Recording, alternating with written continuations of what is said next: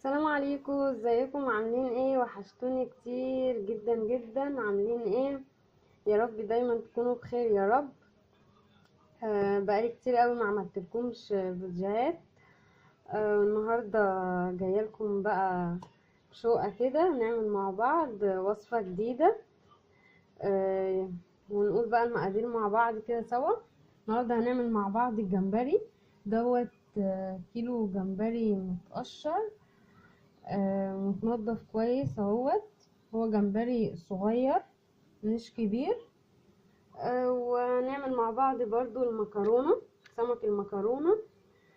برضو غسلاه ومنضفاه اهوت كويس اهو زي ما انتوا شايفين اهوت. وشايلة الراس بتاعته.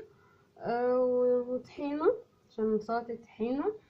ومعايا توم مفروم وليمونة وشوية خل. والتوابل بتاعتي ملح وكمون وفلفل اسود بس. وده طبعا الدقيق اللي هنبدر فيه الجمبري والسمك. نقول بقى بسم الله ونبتدي ونشوف هنعمل ايه سوا.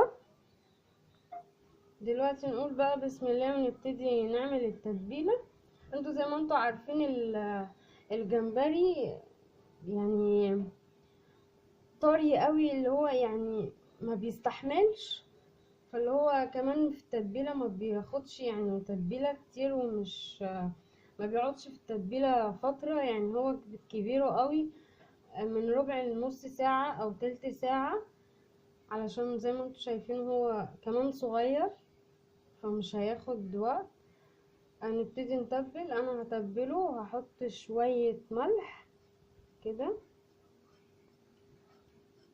واحط عليهم شوية فلفل صغيرين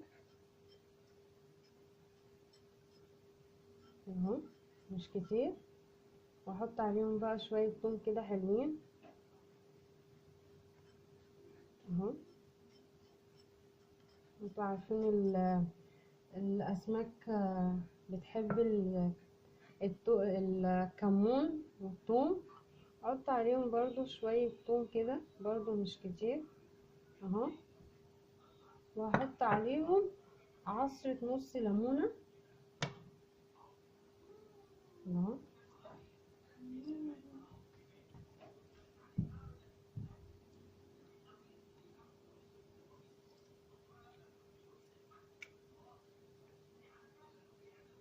بس خلاص كده وسنة خل صغيرة جدا. ما بحبش الحاجة مززة. بس هو كده الجمبري اتبل معانا. هو بس شوية فصين توم كده على شوية ملح وشوية فلفل اسود وشوية كمون، ونقلبهم سوا كده كويس كده مع بعض. مفيش اسهل من كده، سهل جدا. انا دوت انا هعمل جمبري مقلي اهو كده. بس خلاص مفيش اي مشكلة كده. اتبل كويس. هسيبهم كده مع بعض كده لغاية ما بقى جاهز بقية الحاجة، وبعدين ابتدي اقليه. هبدره في الدقيق ونقليه سوا. خلاص انا هسيبه بقى يعني زي ما ياخد، يعني ربع ساعة تلت ساعة نص ساعة لغاية ما اخلص باقي الحاجة اللي ورايا. دلوقتي نفس النظام برضو هجيب المكرونة، هحط برضو عليهم بواقي الملح والفلفل والكمون اللي معانا كده، نوزعهم. نحط برضو عليهم نص باقي شوية توم، فصين 3 توم كبار كده كده. وهعصر عليها نص الليمونة التاني ماشي.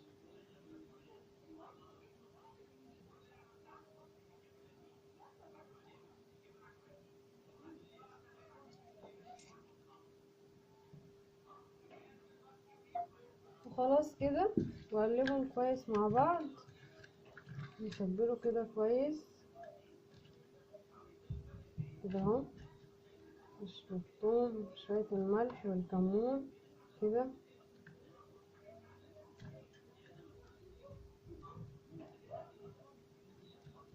وبس كده. انا هنا اهو يا جماعه خلاص تبلتلكوا المكرونه وتبلنا الجمبري، هنشيلهم كده على جنب. نبتدي بقى، تعالوا نعمل مع بعض سلطه الطحينه كده سوا. هحط على سلطه الطحينه فص ثوم صغير، فص ثوم او فصين مفرومين،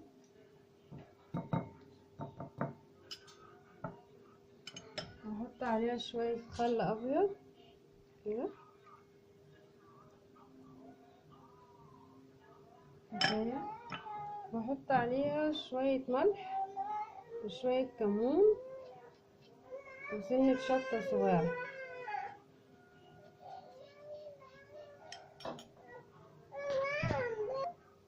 وخلاص كده نبتدي بقى ندوب ده كله سوا كده اهو، ندوبهم سوا. الخل هيخلي الطحينة تتقل معانا اهو. بصوا تقلت ازاي.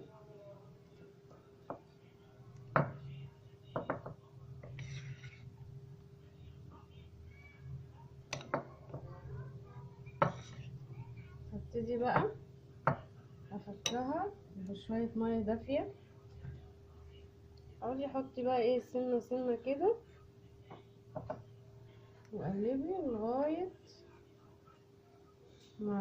لغاية القوام اللي انت عايزاه، عايزاها خفيفة عايزاها تقيلة. انا بس هنقلها في طبق تاني عشان ده طبق صغير، هنقلها في طبق اكبر. انا خلاص اهو نقلتها في طبق اكبر. هبتدي بقى ادوب فيها.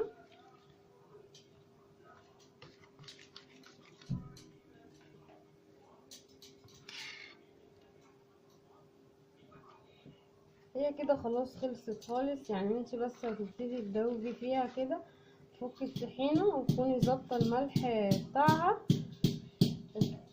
وخلاص. وبعد ما تخلص هتحطي على الوش رشة زيت. انا هخلصها ادوبها بس كده واخلصها وابقى ارجع لكم تاني، استنوني عشان مطولش عليكم.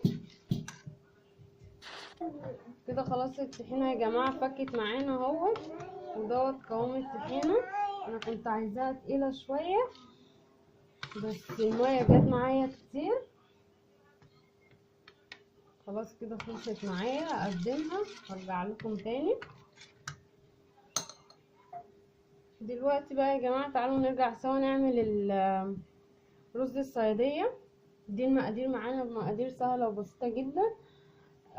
دوت شوية رز، والبصلاية بصلاية كبيرة متوسطة كده، ملح وفلفل اسود وسنة قرفة اختياري وشوية زيت.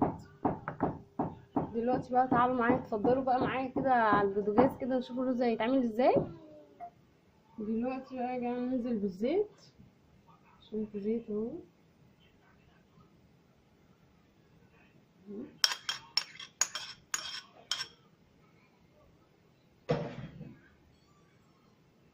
وننزل بالبصلاية،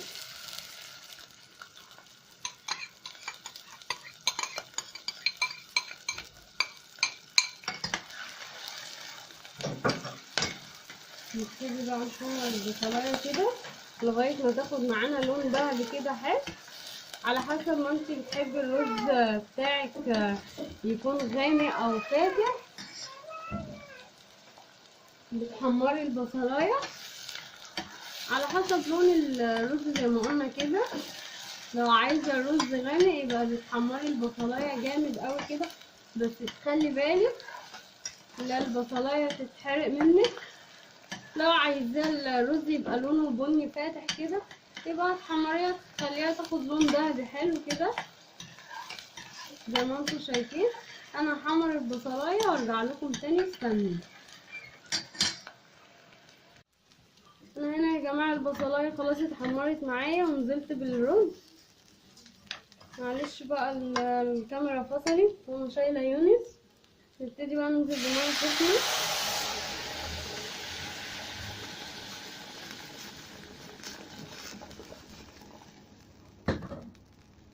كده.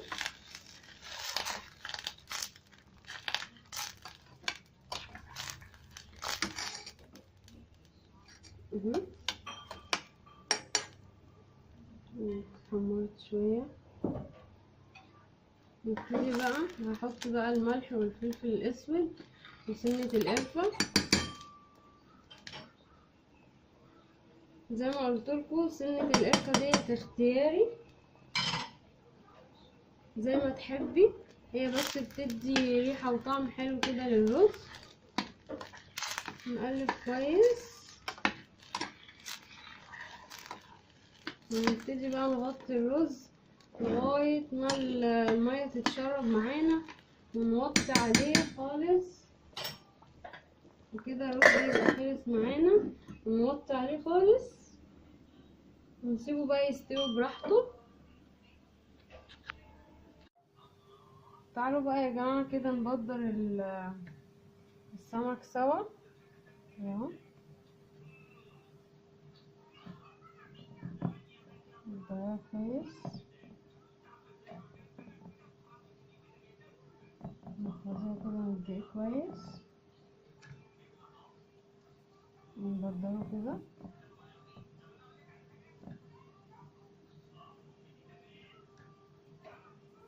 انا بقى هبدره هرجع لكم تاني عشان بس ما اطولش عليكم.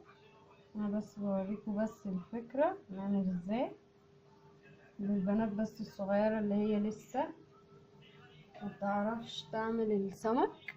استنوني دلوقتي بقى نبتدي يا جماعة نتبل الجمبري سوا. نعمل كده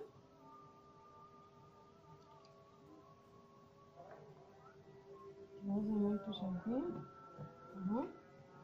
نحطهم كلهم في الدقيق كده.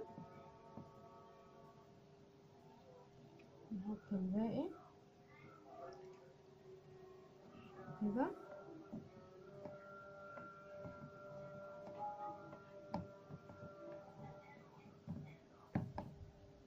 وبعد كده اعمل كده ومصفى بس عشان بس شايله يونس مش عارفه اتعمل. وهنزل بقى البواقي كده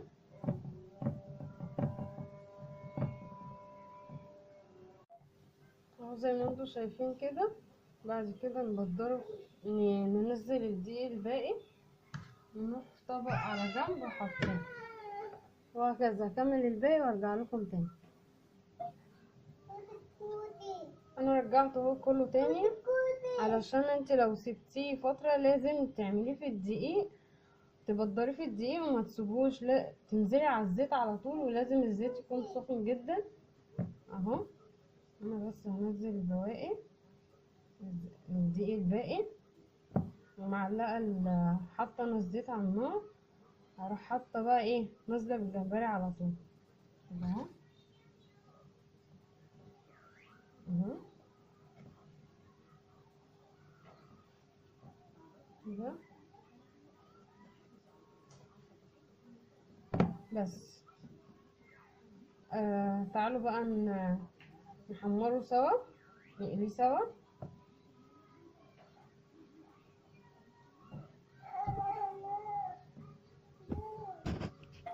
خلاص الزيت يا جماعه اهوت على النار. سبته سخن خالص سخن. هو كان متحمر فيه جمبري قبل كده. انا هو يا جماعه خلاص نزلت بالجمبري اهوت على الزيت سخن.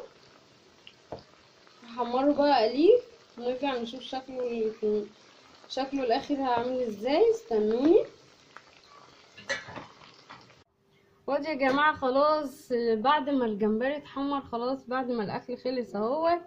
يا رب يكون طريقتي في عمل الجمبري والسمك المكرونه تكون عجبتكم. وادي سلطه الطحينه خلاص خلصت معانا اهوت وقوامها تقيل.